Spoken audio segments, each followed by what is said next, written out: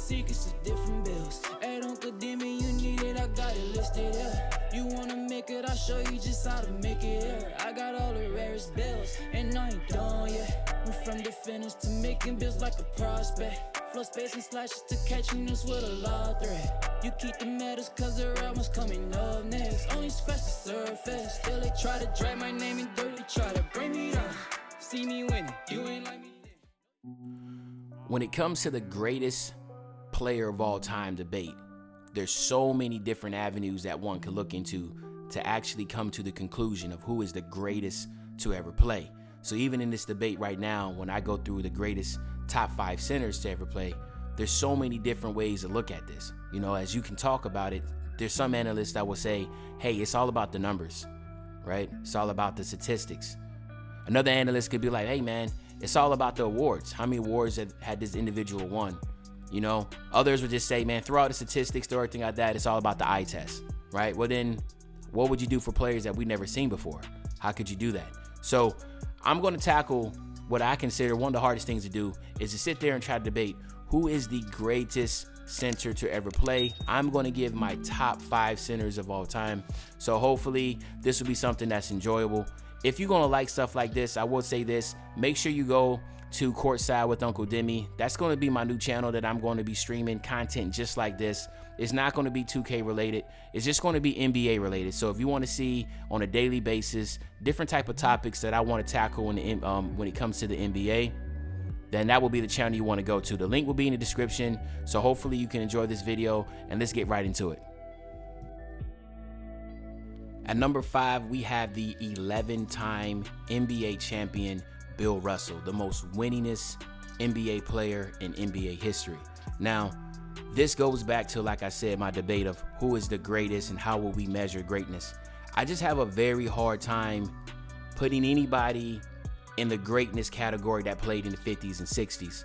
Now, this is just my opinion, but I feel like evolution, right? I feel like technology, as players become bigger, faster, and stronger, I feel like the worst player in the NBA right now will be a superstar in the NBA in the 50s and 60s. Now, that's just not a knock on individuals that play in the 50s and 60s. That's not a knock on Bill Russell.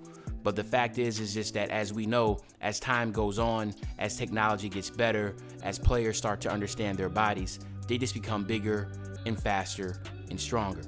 But I also take in consideration that how certain players could be transcendent in no matter what era of basketball that they played in.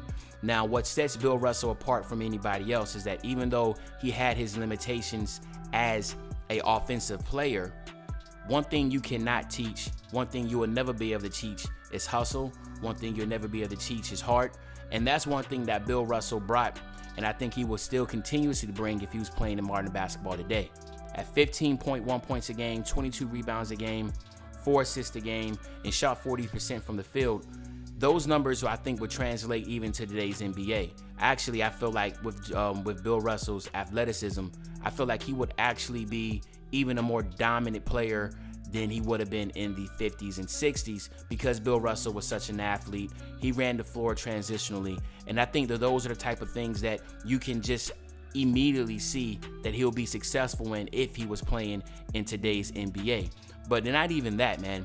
A 5-time MVP, that's something that you cannot take away from him. A 12-time All-Star, that's another selection that you just can't take away from. And understand, these 12-time All-Star selections and the All-NBA selections, and of course, the All-Defensive Team selection, which again, that wasn't implemented until later into his career. You have to understand the biases that he went through. His numbers, his statistics, and his awards. Again, it's hard to use numbers and awards when you know that in this era he had teammates that didn't even want him on his team. So keep those things in perspective. I feel like Bill Russell, even though some might have him higher because he has won 11 championships, the biggest gripe I have for him is the fact is that he just played in an era where basketball was just not basketball the way we see it today, right? But other than that, like I said, even though he was not an elite scorer, right, I feel like no player impacted the game more and in more ways than Bill Russell. At number 4, we have Hakeem the Dream Olajuwon. Literally the game-breaking center that stepped into the NBA with some of the most moves you have ever seen from a post scorer. He even has a name named after him, the Dream Shake, along with every other move that you could think of.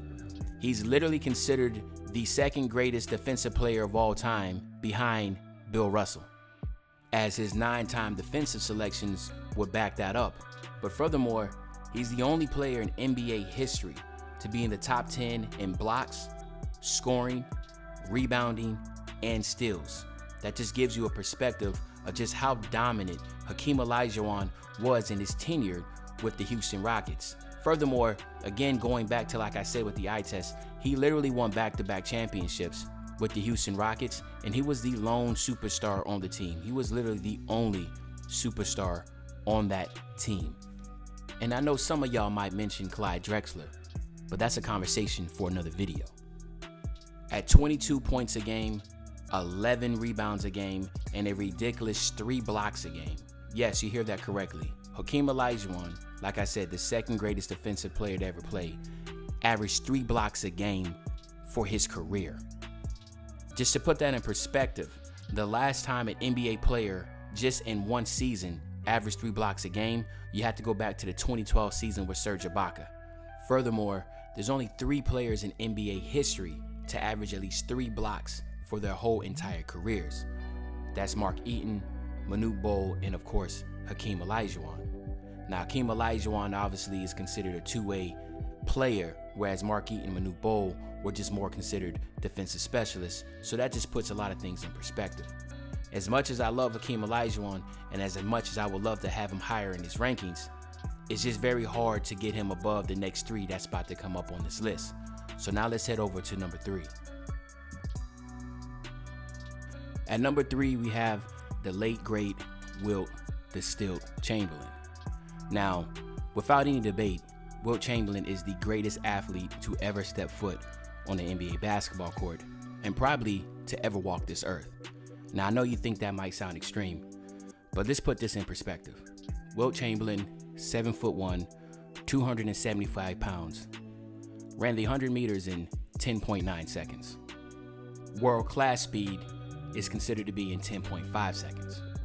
So Wilt Chamberlain, theoretically, if he actually put some time and effort into it, he could have been an Olympic gold medal sprinter. He also was the Big 8 conference champion in the shot put and in the triple jump. But then it gets even better, or I guess I can say even crazier. He also decided to play volleyball, and he's also in the Volleyball Hall of Fame. So just to put that in perspective, I don't know how great of an athlete Michael Jordan was. We saw how he did when he tried to play baseball. But in the grand scheme of things, I think we're pretty safe to say that Wilt Chamberlain is by far the greatest athlete to ever step on the court. Now back to basketball.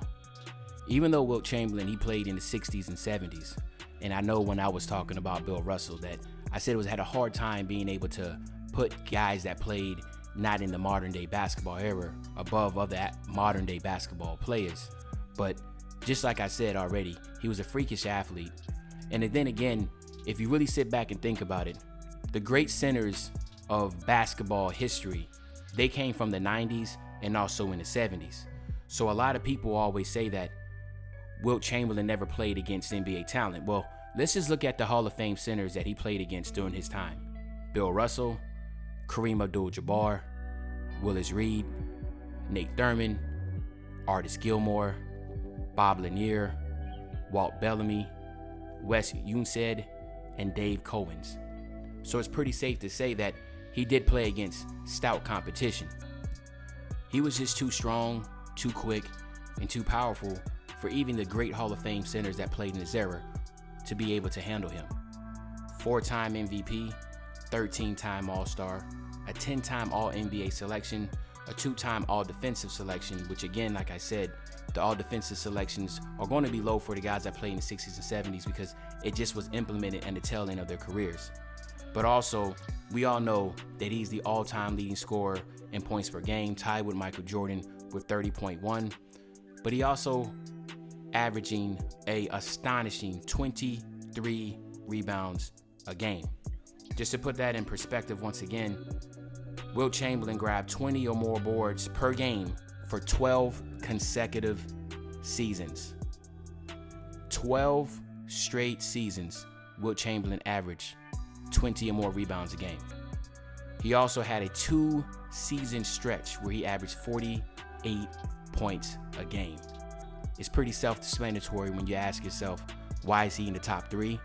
And arguably, everybody in this top 3 that I'm about to talk about, they could have easily be interchangeable. So now let's head over to the number 2 spot. At number 2, we have Shaquille ONeal. Now, if Wilt Chamberlain is considered the greatest athlete to ever step on a basketball court, then hands down, Shaquille ONeal is the most dominant basketball player to ever step on the court. Not only was he considered the best center against all the great centers of the 90s, but he's also possibly the last great center in NBA history, especially with more so of the NBA trending towards European style basketball, and there's not that traditional back to the basket center as we once had in the early 2000s. Also, at 24 points per game, 11 rebounds a game, and 2 blocks a game, along with 3-time Finals MVP, a 15-time All-Star, a 14-time All-NBA selection, and a 3-time All-Defensive selection, 4-time NBA champion, and also anchored the last 3-peat championship team in NBA history with the Los Angeles Lakers, of course with the late great Kobe Bryant. So with that being said, it's almost splitting hairs when you're trying to consider between Wilt Chamberlain, Shaquille O'Neal, and of course the number 1 spot of who's the greatest, because if Wilt Chamberlain's the greatest athlete, and then of course Shaquille O'Neal's the most dominant, then of course number 1 has to have something pretty unique. So now let's head over to the number 1 spot. And at number 1, of course, we have the great Kareem AbdulJabbar. And like I said, if Wilt Chamberlain was the most athletic, Shaquille O'Neal was the most dominant, then by far Kareem AbdulJabbar was the most skilled center to ever step foot on the game.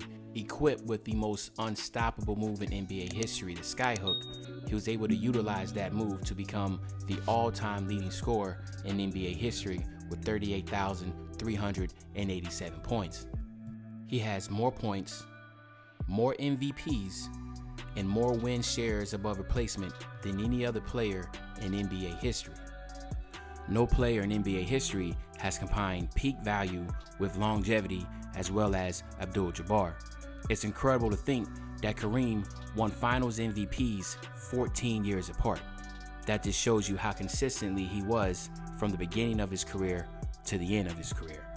A 6-time MVP, 2-time Finals MVP, and a record-setting 19-time All-Star, a record-setting 15-time All-NBA selection, and a 10-time record-setting All-Defensive Player selection.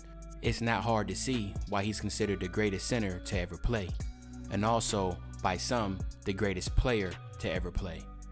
Now that I've laid out my top 5 centers in NBA history, let me know in the comment section what you think your top 5 is. Do you agree or disagree with my top 5? Also, if you enjoyed this video, make sure you go ahead and subscribe to my channel, Courtside with Uncle Demi, as I'll be dropping more content just like this on my second channel. The link is in the description.